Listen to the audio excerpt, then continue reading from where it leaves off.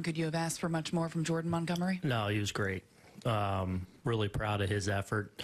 You know, knowing we needed to get a little length there, we considered even sending him back out for the seventh there. But once the inning got really long and you know, turned it over at that point. But a big effort by him, and especially after he struggled a little bit through that fifth inning, walked a couple guys. You know, looked like he was tired and comes out and has a really clean, really fast sixth inning. It was huge. It was a huge effort and one obviously we really needed. Blue Jays 1 for 7 with runners in scoring position with Montgomery on the mound. What made him so good in those situations? He's hard to hit. You know, even when he looks like, you know, he'll start spraying it a little bit there and looks like he's losing his command. He has a knack for making pitches, and you know, that changeup, the curveball. You know, when he's mixing in the fastball, they're just I think it's a hard pitch to really get a beat on, considering, you know, that over the top delivery and stuff. I just think he's difficult to hit and square up consistently. That's why you see guys swinging a lot of bad pitches on him too. Who else? Justin, to the right. Would Jordan have gone out for that seventh inning if the sixth didn't go as long? We were going to send him back out, yeah. You know, we didn't know how many pitches we had left. We would have had help right behind him. But initially he was, and then once we got a few runs there and the inning got long, that's when we decided that was it. And that was your first big inning as manager. What's that like, watching all that unfold?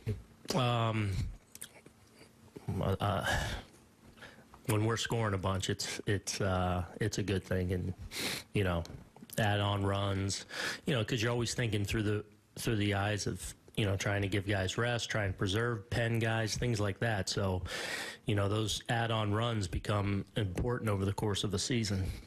Randy, to your left. A couple things on Andujar. One, what are you seeing differently from him, and also, do you think any of this has to do with it? He's aware that Glaber is playing a lot of third base down in AAA, and he's thinking, I need to pick it up so I can stay here? I don't. I think it's because he can hit, and I think he's a good hitter, and I think he's just gaining some traction and getting a little more comfortable. And Carlos Mendoza and I were talking in the dugout, even walking up to hit. There's, you know, he's got a little bit of that swagger back, like he's starting to feel confident and comfortable, and that's a big time at bat off Stroman there, you know, especially getting to 2 strikes, and you know, Stroman's trying to expand, and his plate coverage was excellent. He's getting better and better at laying off some pitches that they want him to chase, and I think it's more a result of him getting a little more comfortable and him being a really talented hitter. Joel. Aaron, I wonder if you had an impression of Aaron Judge as a total hitter before you came here, and I wonder if it changed at all now seeing him take at-bats for 3.5 weeks. Yeah, he's better.